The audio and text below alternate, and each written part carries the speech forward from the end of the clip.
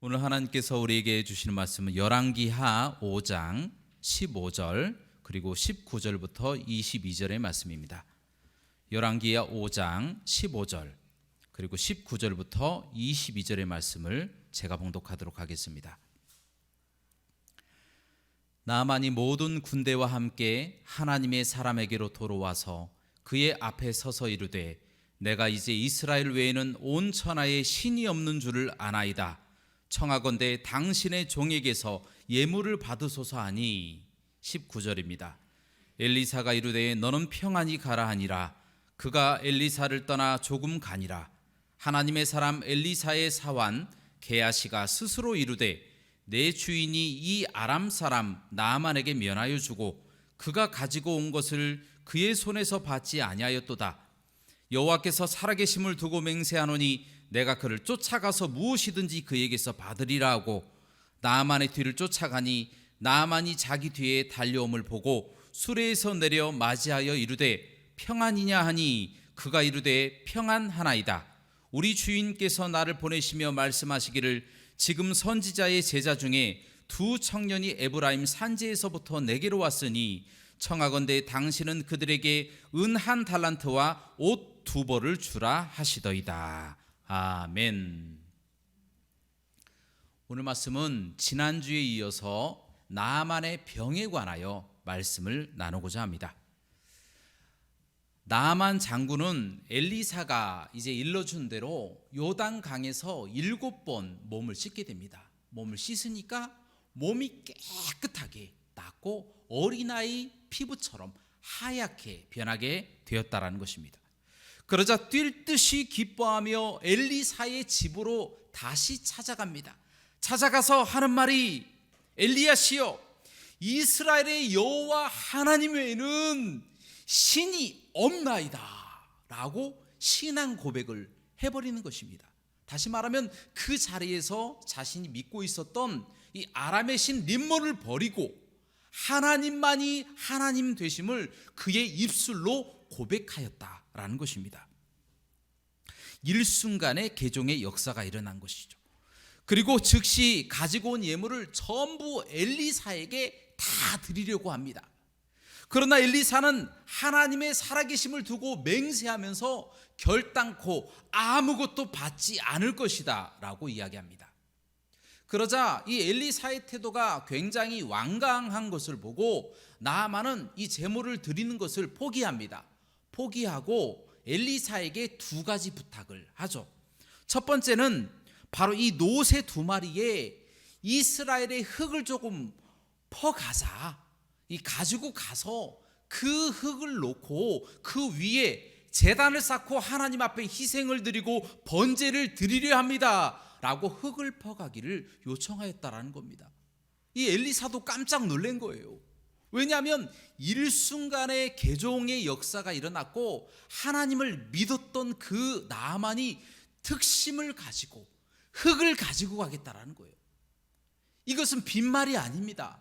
진짜 그의 신을 버리고 하나님만이 하나님이 되심을 인정하고 그 하나님을 높여드리며 예배하겠다라고 하는 특심 있는 사람으로 그 자리에서 완전하게 변하였다라는 것입니다. 그래서 엘리사가 듣고 보니까 진짜 하나님을 섬기는 사람이 된 것 같습니다. 그러니까 엘리사가 허락을 합니다. 그래 가지고 가라. 그래서 2 노새에다가 흙을 가득 담아 가지고 나아만이 갔다라는 겁니다. 또 2번째로 또 이런 요청을 하게 됩니다. 나아만이 자신이 베나닷 왕의 호위 대장이자 그 나라의 대장군이었습니다. 그래서 늘 이 베나닷 왕 곁에서 호위하면서 부축하고 다녔던 것 같습니다. 그런데 문제는 이 베나닷 왕이 그 나라의 신이었던 이 림몬의 신당이 들어갈 때가 있었다라는 겁니다. 림몬의 신당에 들어가서 엎드려서 경배할 때 그때 자기는 자기의 의지와 전혀 상관없이 부축해 줌으로 함께 무릎을 꿇을 때가 있다라는 것입니다. 그때 저는 저의 자의로 그것을 하는 것이 아니고 저의 혼자 림몬에게 절하는 것이 아니라 부축해주는 그 마음으로 어쩔 수 없이 무릎을 꿇게 되는데 어떻게 합니까? 이 죄를 제발 용서해 주면 안 되겠습니까? 라고 이야기하니까 엘리사가 그 상황을 생각을 해보는 거예요. 그렇습니다. 이 나아만은 기계적으로 베나닷을 부축하는 거예요. 기계적으로 베나닷이 경배할 때에 그때 옆에서 부축해 주니까 자연스럽게 같이 무릎을 꿇게 된다라는 겁니다. 어쩔 수 없이 기계적으로 도와주는 거예요. 지금 말하면 도움인 거예요. 도우미. 그냥 병 간호하는 간호사나 도우미 정도의 역할을 감당하는 것이다. 그래서 엘리사가 곰곰이 듣고 보니까 나만이 정말 하나님을 경외하여서 다른 신을 섬기지 않으려고 하는 마음이 있거든요. 그러니까 허락을 합니다. 허락을 하고 평안하게 집으로 돌아가라 라고 해서 나아만은 기쁜 마음을 가지고 이 이스라엘에서 흙을 떠 가지고 노새에 가득 채우고 집으로 돌아갔다라는 것입니다. 여러분, 바로 이 말씀 속에서 우리에게 주시는 교훈이 있습니다. 이 나아만은요, 나아만이 나병에 걸렸을 때는 이것이 저주인지 알았어요. 나아만이 그가 병에 걸렸을 때는 이게 저주인지를 알았지만 실제적으로 이 나아만의 병은 하나님의 콜링이었습니다. 하나님의 부르심이었다라고 하는 사실입니다. 하나님은 그 먼 곳 아람, 바로 이스라엘과 대치하고 있는 그 아람 땅의 대장군이었던 이 나아만을 나병에 걸리게 하셔서 이스라엘 땅으로 불러주신 겁니다. 왜 불러주셨습니까? 나아만을 구원하시기 위해서 나아만에게 나병을 주셨다라는 겁니다. 이거 굉장히 놀라운 사실입니다. 나아만이 나병에 걸리고 또한 이 나병에 걸린 상태에서 괴로워하고 이 괴로움을 어떻게 할까 눈물 흘리면서 자신의 모든 대장군 직도 다 내려놔야 되고 왕의 호위 무사 호위 대장의 직도 다 내려놓아야 되는 이 상황 가운데에 나아만이 슬퍼하고 괴로워하고 있을 때에 그 자기의 집에 이스라엘에서 잡혀온 이 여자아이가 이야기를 해주는 거지 않습니까? 이스라엘에는 엘리사와 같은 훌륭한 종이 있는데 그가 하나님의 종입니다. 그 사람을 만나면 당신의 병이 나을 수도 있습니다 라고 이야기를 합니다. 그러자 자연스럽게 나아만이 그 여자아이의 이야기를 듣고 또 그냥 흘려보내면 되는데 그 이야기를 또 경청합니다. 경청하고 그 여자아이의 말을 믿어버립니다. 믿고 어떻게 합니까? 왕에게 찾아갑니다. 또 왕은 또 흔쾌히 또 허락을 하죠. 허락을 하니까 또 이스라엘까지 왔어요. 와서 엘리사의 집 앞에까지 왔습니다. 그래서 엘리사를 부르니까 엘리사가 자기 종을 보내는 거예요. 기분이 확 상했습니다. 아니 그래도 한 나라의 대장군인데 나를 이렇게 소홀히 대접하나 기분이 나쁘니까 집으로 돌아가 버리려고 마차 타고 돌아가는 도중에 부하들이 말립니다. 나아만 왕이시여, 한 번만 시키는 대로 하면 안 되겠습니까? 혹시 나을 수도 있지 않습니까? 그 간곡히 그 나아만의 그 마음을 변화시키지 않습니까? 그래서 나아만이 요단강에 쏙 들어가서 7번 목욕하고 나니까 그 병이 씻은 듯이 다 깨끗하게 나은 줄로 믿습니다. 이 모든 것은 나아만의 의지가 아니었습니다. 하나님이 불러주신 거예요. 하나님이 콜링하셔서 나아만을 불러서 엘리사를 만나게 하셨습니다. 왜요? 나아만을 구원하시기 위함인 줄로 믿습니다. 하나님은요, 이 모든 순간순간에 적극적으로 개입하셨습니다. 하나님은 역사하셨고 직접 개입하셔서 적극적으로 나아만을 구원하신 것입니다. 여러분, 이처럼 하나님의 생각과 우리 생각은 다릅니다. 우리는 우리의 삶을 생각하고 우리의 환경과 우리의 미래를 걱정하지만 하나님은요, 우리를 걱정하십니다. 하나님은 할 수만 있으면 모든 사람들이 다 예수 그리스도를 믿고 구원받기를 원하시는 분이신 줄로 믿습니다. 그 마음으로 하나님은 적국이었던 그 아람 땅의 대장군이었던 나아만, 그 나아만에게 나병을 주셔서 그 나병 걸린 나아만을 이스라엘까지 이끌어 와서 하나님을 믿는 사람으로 만드셨다라는 것입니다. 비록 오늘 말씀의 나아만은 나병에 걸려서 자신의 운명을 저주하며 고통스러워했겠지만 그 모든 상황은 나만을 구원하시고자 하시는 하나님의 섭리고 하나님의 사랑인 줄로 깨달으시기를 주님의 이름으로 축원합니다. 사랑하는 여러분, 혹시나 여러분의 삶 가운데 어려움이 닥쳐올 때가 있습니다. 그러한 때에 하나님이 왜 나에게 이와 같은 어려움을 주고 또 어려운 환경과 저주스러운 이와 같은 운명을 나에게 주셨을까라고 하는 사람들도 있습니다. 그러나 분명하게 생각해야 될 게 바로 오늘 말씀입니다. 나만을 나병에 걸리게 하셔서 하나님의 손으로 불러 이끌어 주셨던 것처럼 동일하게 우리에게도 하나님의 거대한 축복을 주시기 위한 전초전인 것을 다 믿으시는 저와 여러분들 되시기를 주님의 이름으로 축원합니다. 사랑하는 여러분, 하나님은 이처럼 한 영혼을 천하보다 귀하게 여기십니다. 그래서 심지어 이스라엘의 적국인 나만을 불러주셨던 것처럼 하나님은 지금도 적극적으로 일하십니다. 하나님은 착한 뜻을 품으사 졸지도 주무시지도 아니하시고 우리를 위하여 지금도 적극적으로 일하고 계십니다. 그러므로 하나님의 자녀된 우리들도 그 거저받은 그 사랑에 감격하고 감사하여서 삶 가운데 믿지 않는 그 영혼들에게 긍휼히 여기는 마음으로 복음을 선포해야 될 줄로 믿습니다. 그들을 위하여 기도해 줘야 된다라는 겁니다. 하나님도 고군분투하며 열심히 일하고 계시는데 쉬지 않고 졸지도 주무시지 아니하고 착한 뜻을 품고 적극적으로 일하고 계시는데 우리도 하나님의 자녀된 우리도 당연히 하나님의 뜻을 따라 살아가야 되지 않겠습니까? 그러므로 우리는 그 영혼들을 위해서 적극적으로 기도하시고 전도하시기를 주님의 이름으로 부탁드립니다. 그리고 오늘 말씀에 보니까 이 게하시라고 하는 엘리사의 종이 나옵니다. 그 당시 이 선지자의 종은요, 단순히 심부름만 하는 하인 정도가 아니었습니다.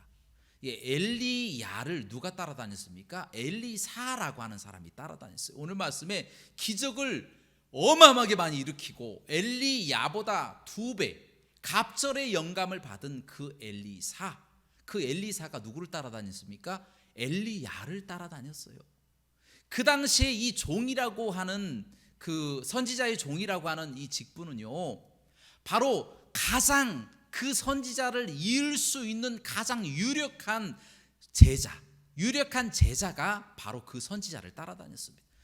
다시 말하면 오늘 말씀에 나오는 이 게하시는 단순히 하인 정도가 아니라 엘리사의 그 뒤를 이을 수지자였다라는 것입니다. 그런데요, 오늘 말씀 보니까 이 게하시가 엘리사와 나아만이 서로 대화하는 것을 봤어요. 서로 대화하면서 이 재산을 다 드릴 것입니다. 내가 가지고 있는 예물을 다 드릴 것입니다 라고 이야기를 하니까 엘리사가 아니다, 하나님께 맹세하건대 나는 하나도 받지 않을 것이다 라는 것을 다 옆에서 다 듣고 있었어요.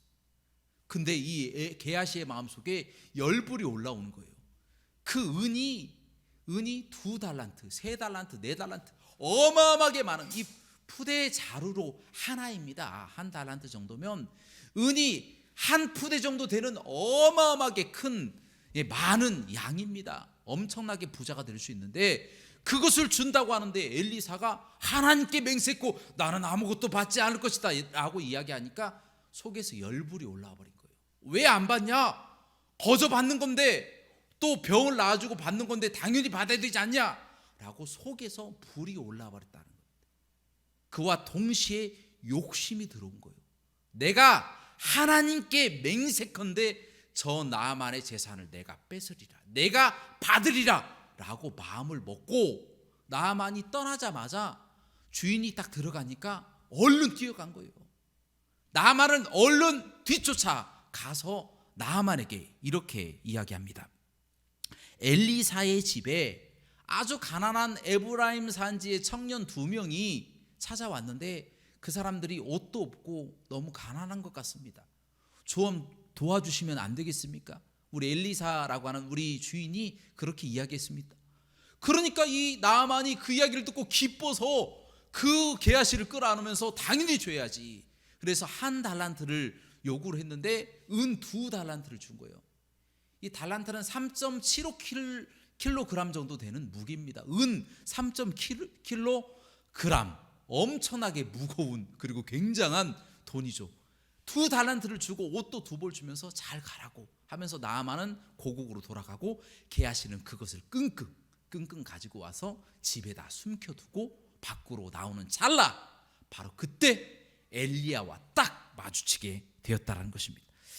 여러분, 지금 이 게하시의 행동은요, 돈에 눈이 멀어서 양심을 버린 사기꾼의 행동입니다. 불꽃 같은 눈으로 지켜보시는 하나님도 속이고 자신의 주인이었던 엘리사도 속이고 나아만도 속이는 사기꾼, 그와 같은 행동을 하고 있다는 겁니다. 아이고, 하나님의 기적의 종 엘리사를 이어받을 수제자라는 사람이 어떻게 지금 자기 양심을 팔아버리고 이렇게 거짓말을 할 수가 있을까요? 아니, 이교도이자 이방의 아람 사람인 이스라엘의 적국인 대장군조차도 자신의 재산을 내려놓고 하나님을 붙잡고 하나님을 믿고 떠났는데, 이 사람은 도리어 자신의 신앙과 자신을 지켜보고 계시는 하나님을 버리고 자신의 주인도 버리고 나아만도 속이면서까지 무엇을 합니까? 자신의 재산을 얻으려 했다라는 것입니다. 여러분, 어떻게 이처럼 선한 사람이 그렇게 쉽게 악하게 변할 수 있을까요? 이것이 어떻게 가능할까요? 그동안 도대체 무엇을 배운 것일까요?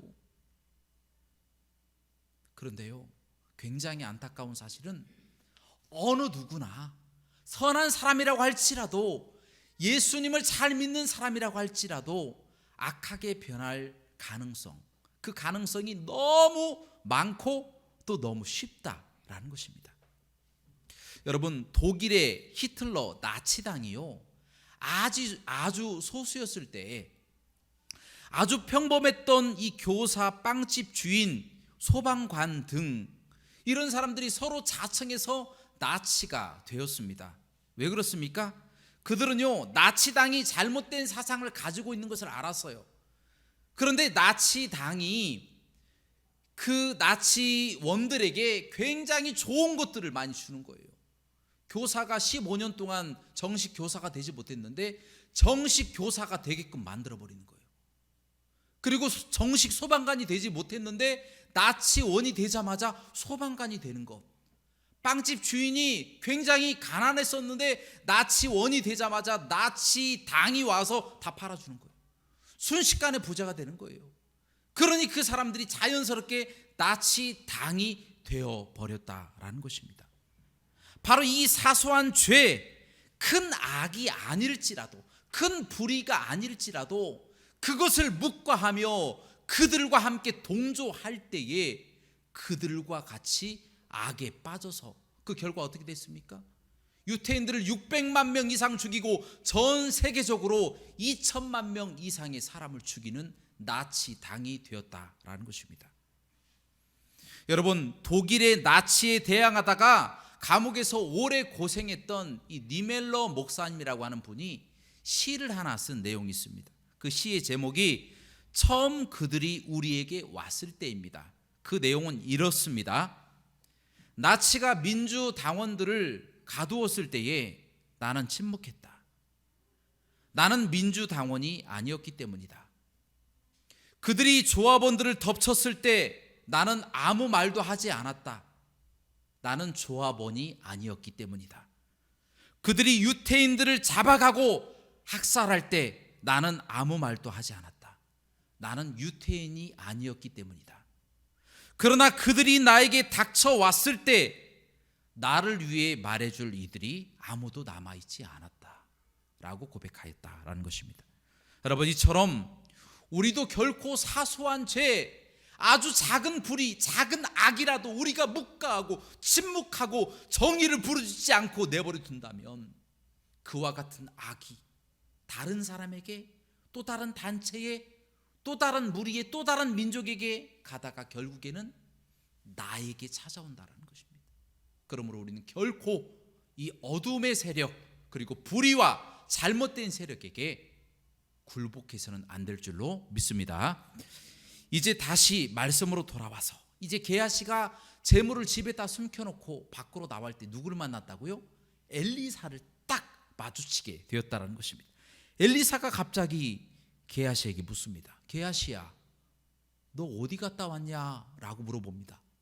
그러자 게하시가 아주 당당하게 저 아무 데도 안 갔는데요 라고 대답했다라는 것입니다. 그러자 엘리사의 영이 갑자기 불같이 일어나서 게하시를 호통치면서 이렇게 이야기합니다. 어찌 지금 이 은이나 옷이나 감남원이나 포도원이나 양이나 소나 남종이나 여종이나 받을 때냐?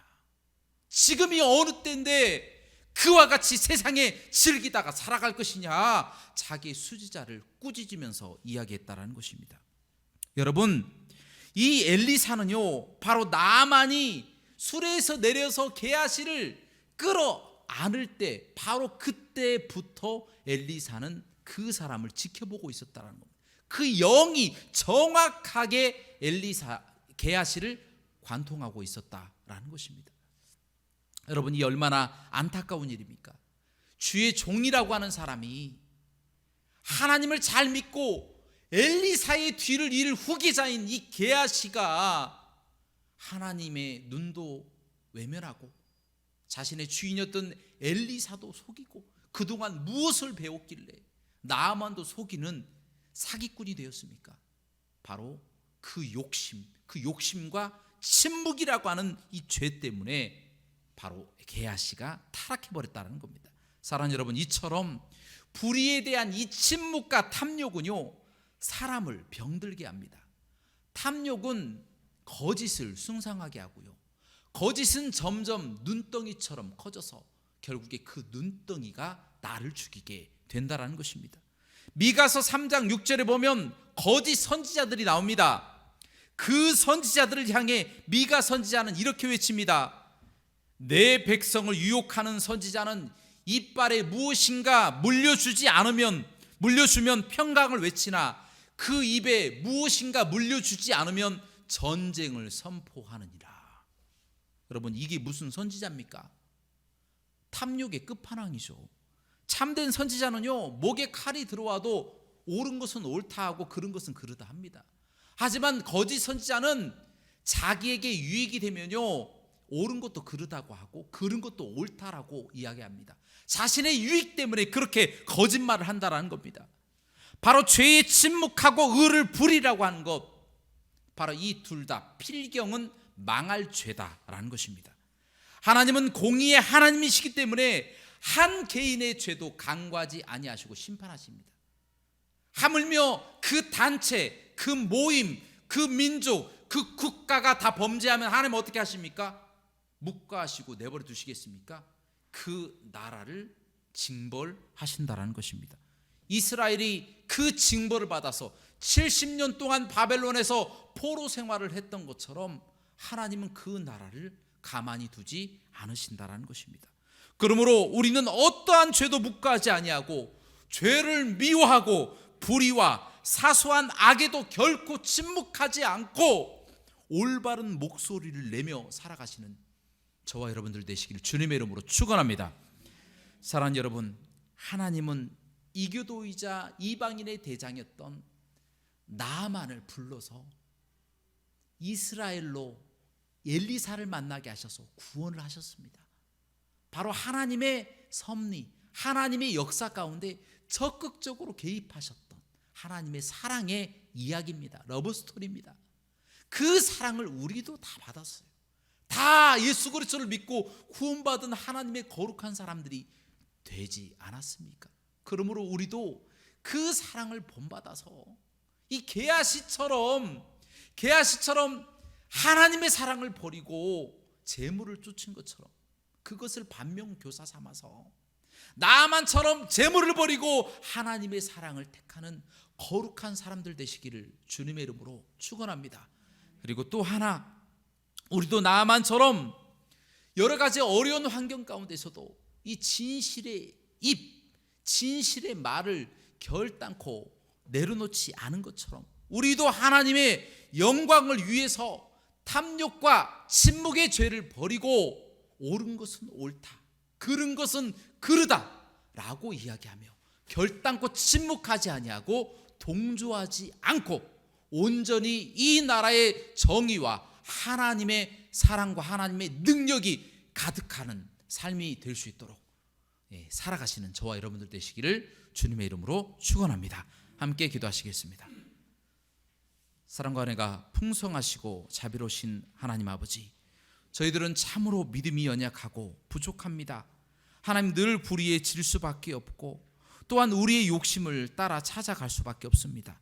우리에게 이득이 된다면 하나님, 옳은 것도 그르다고 하고 그런 것도 옳다라고 할 때가 하나님 종종 있을 수도 있습니다. 하나님, 우리의 죄를 용서하여 주시고 이제는 악의 불의에 하나님 우리의 마음을 내려놓지 아니하고 거룩한 삶을 살아나가면서 하나님의 마음을 시원하게 해드리는 하나님의 사람들 될 수 있도록 축복하여 주시옵소서. 하나님, 오늘 또 이렇게 귀한 양평동교회에서 하나님의 귀한 우리 성도님들이 또 주님의 전에 나와 함께 예배를 드립니다.